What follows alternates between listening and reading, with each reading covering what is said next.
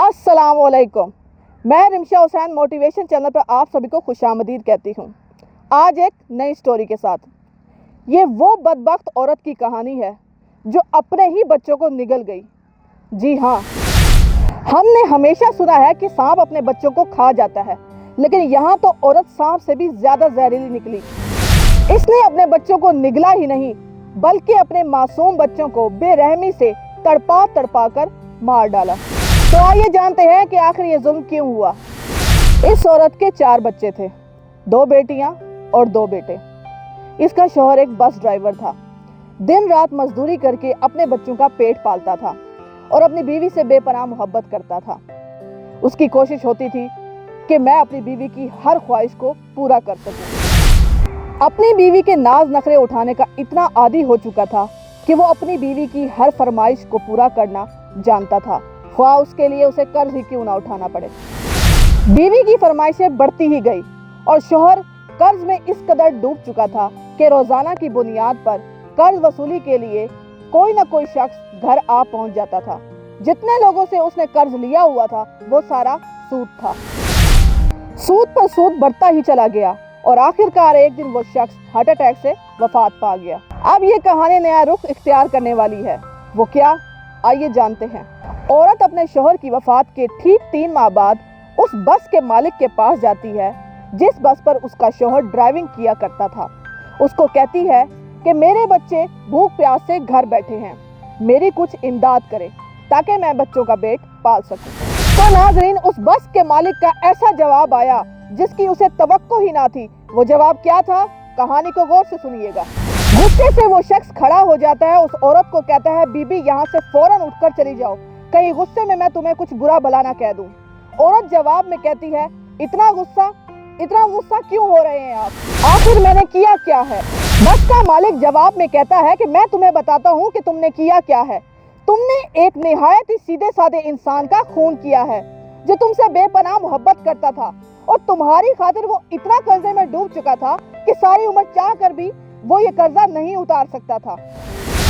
ना तुम्हारी औकात से बढ़कर ख्वाहिशात होती, ना तुम्हें आज ये दिन देखना पड़ता। ये सुनते ही औरत रो पड़ती है, गिड़गिड़ा कर कहती है कि मैं तुम्हारी मिन्नत करती हूँ, कहो तो तुम्हारे पाँव भी पकड़ती हूँ, मुझे यहाँ से खाली हाथ वापस मत भेजना, मेरे बच्चे भूखे मर जाएंगे।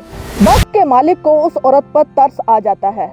वो उस औरत से कहता है कि तुम्हारा शौहर सिर्फ मेरा ड्राइवर ही नहीं था बल्कि मेरा एक बहुत अच्छा दोस्त भी था।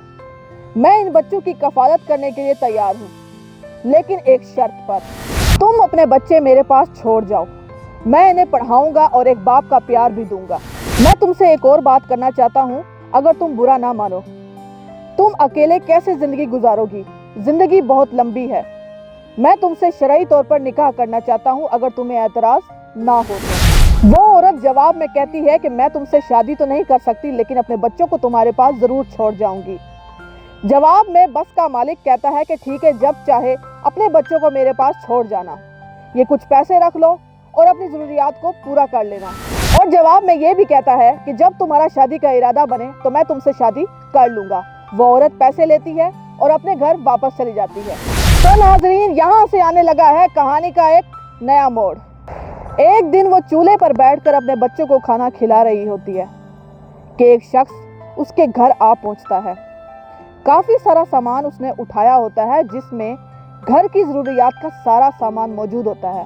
उसके अलावा बच्चों के कपड़े, औरत के कपड़े और साथ ही 20,000 नकद वो उसके हाथ में थमा देता है। वो शख्स कहता है कि शुक्र है तुम्हारी भी जान छूटी और मेरी भी जान छूटी उस मनहूस से जो मर गया है, अब हम खूब मज़े से ज़िंदगी गुजारेंगे। औरत जवाब में कहती है कि मेरे शौहर के मरने की खबर जब तुम्हें मिली तुम क्यों नहीं आए, मेरे पास कुछ नहीं था, कितने मुश्किल दिन गुजारे हैं मैंने, क्या तुम जानते हो। हालांकि मैं हर मोड़ पर तुम्हारे काम आई हूँ, मैंने तुम्हें कितना पैसा खिलाया है, अगर ये पैसा तुम्हें ना खिलाती तो मेरा शौहर आज ना मरता और ना ये कर्ज होता।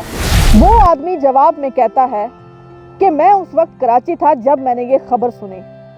उसी दिन से मैंने इरादा कर लिया कि मैं तुमसे शादी करूंगा या अपने पास रखूंगा।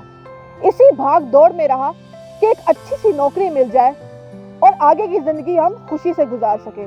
और जैसे ही मुझे एक अच्छी नौकरी मिली तो मैंने एक अच्छा सा किराए का मकान लिया और सीधा तुम्हारे पास आ गया। मैं बस 2 दिन की छुट्टी लेकर आया हूँ और कल वापस चला जाऊंगा। औरत जवाब में कहती है कि मैं अकेली कराची कैसे आऊंगी, सामान भी होगा और मेरे 4 बच्चे भी। वो शख्स कहता है कि इतनी बड़ी नौकरी भी नहीं मिली मुझे कि मैं तुम्हारे बच्चों को पाल सकूं। मेरे पास तुम्हें इन बच्चों को छोड़कर आना पड़ेगा। दोनों एक साथ रात गुजारते हैं और अगली ही सुबह वो नाश्ता करके कराची के लिए रवाना हो जाता है। वो औरत सोचती है कि बच्चों को उस बस के मालिक के पास, जिसने बच्चों की कफालत का वादा किया, छोड़कर चली जाती हूँ। तो बस वो अपने बच्चों को साथ लिए उस बस मालिक के घर पहुंच जाती है। जब वो उसके घर पहुंचती है, वो देखती है कि वो शख्स मेज पर नोटों की ढेर सारी गत्तियां लिए बैठा है और हिसाब किताब कर रहा है। इतना पैसा देखते ही उसकी नीयत और उसका इरादा बदल जाता है और वो जाते साथ ही उसे सलाम कहती है और वो शख्स बड़े अदब से सलाम का जवाब देते हुए उठ खड़ा होता है और वो साथ ही पूछता है कि ले आई हो अपने बच्चों को। औरत कहती है कि मैंने काफ़ी सोच विचार के बाद ये फैसला किया है कि मैं अपने बच्चों के पास ही रहूंगी और तुमसे शादी कर लूंगी। बिल आखिर उनकी शादी हो जाती है। शादी के ठीक 2 दिन बाद ही उसकी आशिक की कॉल आती है। वो कहता है कि बच्चों के रहने का कहीं इंतजाम हो गया है तो तुम मेरे पास आ जाओ। वो जवाब में कहती है बच्चों के साथ साथ पैसों का भी इंतजाम हो गया है। वो शख्स कहता है कि तुम्हारे पास पैसे कहाँ से आए? औरत कहती है कि मैंने यहाँ निकाह कर लिया है और जिस इंसान से मैंने निकाह किया है वो बहुत अमीर और पैसे वाला है और वो अपना सारा पैसा घर में ही रखता है और मुझे जैसे ही मौका मिलेगा वो मैं सारा पैसा लेकर तुम्हारे पास पहुंच जाऊंगी। इतने में ही आवाज आती है कि बेगम तुम कहाँ हो? तब वो औरत अपने आशिक से कहती है फोन को रखो, मेरा शौहर आ गया है, फिर बाद में बात करते हैं। वो फोन को जल्दी से छुपा देती है। उतनी ही देर में उसका शौहर आ पहुंचता है। वो अपनी बीवी से आकर कहता है कि मुझे तिजोरी से 1 लाख रुपए निकाल कर दो। मेरी गाड़ियां वर्कशॉप पर खड़ी हैं, मैंने उनका बिल अदा करना है और मैं शाम को घर वापस लौट आऊंगा। हो सकता है कि मैं खाना खा कर आऊं, तुम भी खाना खा लेना। इतने में वो उसे 1 लाख रुपए निकाल कर देती है और वो पैसे लेकर वो चला जाता है और जितना पैसा बाकी बचा होता है, पैसा और जेवर लेकर वो एक बैग में डाल लेती है। औरत अपने आशिक को कॉल करती है कि मैंने सारा जेवर और पैसा एक बैग में डाल लिया है और मैं तुम्हारे पास आ रही हूँ, मुझसे राब्ते में रहना। फोन काटने से पहले उसका आशिक कहता है ठीक है, तुम देर मत करना, जल्दी से निकल आओ। बिल आखिर वो औरत अपने आशिक के पास कराची पहुंच जाती है। अपना सारा जेवर और पैसा उस आशिक के हवाले कर देती है। उसे कहती है कि ये पैसा और ये जेवर तुम संभाल के रख लो। इतने में उसका आशिक जवाब में कहता है कि इतना पैसा और जेवर घर में रखना सही नहीं, मैं इसे बैंक में रखवा कर आता हूँ। औरत कहती है ठीक है। वो सारा पैसा और जेवर लेकर चला जाता है और शाम को वापस आता है तो उस औरत के साथ तकरार शुरू कर देता है। वो कहता है कि मैंने तुम्हें मना किया था कि बच्चों को साथ मत लेकर आना, लेकिन तुम फिर भी बच्चों को साथ ले आई। औरत जवाब में कहती है कि अब क्या मसला है, अब तो मैं पैसा भी साथ लेकर आई हूँ। औरत कहती है कि इन पैसों से एक अच्छा कारोबार कर लो, तब ये बच्चे तुम पर बोझ नहीं बनेंगे। आशिक कहता है कि मैं किसी और की औलाद को नहीं पाल सकता और कल को हमारे बच्चे भी तो होने हैं। औरत जवाब में कहती है कि ये भी तो मेरे ही बच्चे हैं। तब आशिक जवाब में कहता है कि ये मेरे बच्चे नहीं, ये तुम्हारे बच्चे हैं और ज्यादा बहस मत करो, इनका कोई और बंदोबस्त करो। तब औरत जवाब में कहती है कि मैं क्या करूं, कहां ले जाऊं, कहां रखूं, तुम ही बताओ। आशिक जवाब में कहता है कि उस कमरे में जहर पड़ी है, इन बच्चों को जहर मिलाकर खाने में खिला दो और इनको मार डालो। अगर ये नहीं कर सकती हो तो जहां से आई हो वहीं अपने बच्चों को लेकर चली जाओ। औरत जवाब में कहती है कहां जाऊं, किसके पास जाऊं, तुमने तो मुझे कहीं जाने के काबिल ही नहीं छोड़ा, वापस तो मैं जा ही नहीं सकती। जवाब में आशिक गुस्से में कहता है कि मुझसे ज्यादा बहस ना करो, जो कहा है वो करो। जब मैं शाम को वापस लौटूंगा तो ये बच्चे मुझे जिंदा नजर ना आए। अगर तुमने ऐसा ना किया तो मैं तुम्हें घर से निकाल दूंगा और तुम जानती हो कि अगर मैंने तुम्हें घर से निकाल दिया तो तुम कहाँ जाओगी, क्योंकि पैसा और जेवर वो तो मेरे पास है, तुम्हारे पास तो इतने पैसे भी नहीं कि तुम कहीं जा सको। धमकी देकर चला जाता है। उसके जाने के बाद औरत यही सोचती है कि मेरे पास तो अब कुछ भी नहीं है, मेरे पास सिर्फ एक ही रास्ता है कि मैं अपने बच्चों को कुर्बान कर दूं। तो बस फिर वो पत्थर दिल औरत ये ठान लेती है कि मैं अपने बच्चों को खाने में जहर मिलाकर मार दूंगी। वो अपने बच्चों के लिए खाना बनाती है, उस खाने में जहर मिलाती है और वो जहरीला खाना बच्चों को खिला देती है।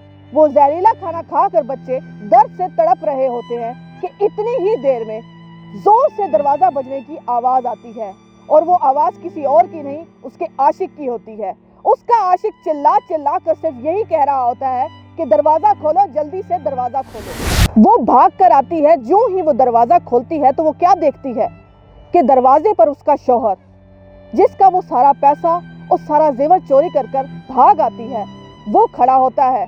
उसका आशिक और 7 पुलिस भी मौजूद होती है। उसका आशिक चिल्ला चिल्ला कर कह रहा होता है कि यही है वो, मैंने कुछ नहीं किया, इसे पकड़ लो, मुझे कुछ मत कहो। और जब पुलिस दरवाजे से अंदर दाखिल होती है तो उतनी ही देर में बच्चे दम तोड़ चुके होते हैं।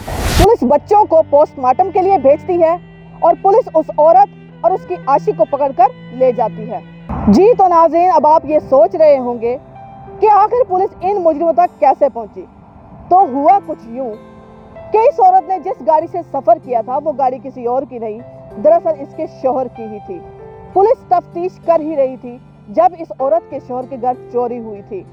तो बस ड्राइवर ने अपने मालिक को बताया कि जिस औरत को वो ढूंढ रहे हैं उस औरत ने हमारी गाड़ी पर कराची के लिए सफर किया है। तो बस सुराग मिलने की देर थी, पुलिस उन मुजरिमों तक पहुंच गई और उन्हें सख्त से सख्त सजा दिलवाई गई। तो जी नाजरीन, आज की कहानी आपने सुनी और आपको इसमें से बहुत कुछ सीखने को भी मिलेगा।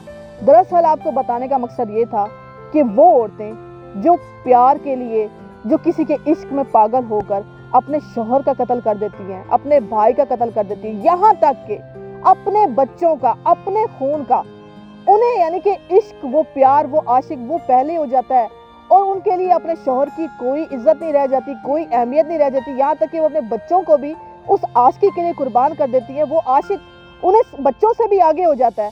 एक घर में आपको यानी कि शौहर ने आपको ज़रूरियाती ज़िंदगी पूरा दी है, आपको प्यार दिया, आपको इज्जत दी है, आपके बच्चे हैं, तो फिर आप क्यों गलत राह इख्तियार करती हैं? मुझे नहीं इस चीज़ का पता कि आखिर क्यों करती हैं। देखिए, आप क्यों अपनी दुनिया भी बर्बाद करती हैं और आखिरत भी बर्बाद करती हैं।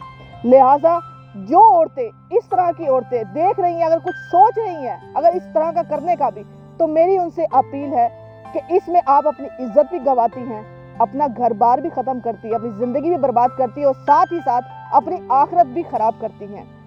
ऐसा काम करने का क्या नतीजा होता है ये सिर्फ हमने आपको बताया और बिल्कुल ऐसा ही होता है। एक औरत जो है, जिसे इज्जत भी मिली है, सब कुछ मिला है, तो वो क्यों गलत कदम उठाती है?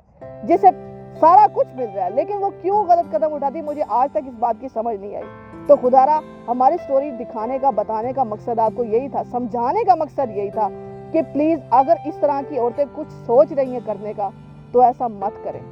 इसमें आप अपनी इज्जत भी गंवाती हैं और क्यों आप अपनी दुनिया भी तबाह करती हैं और आखिरत भी तबाह करती हैं।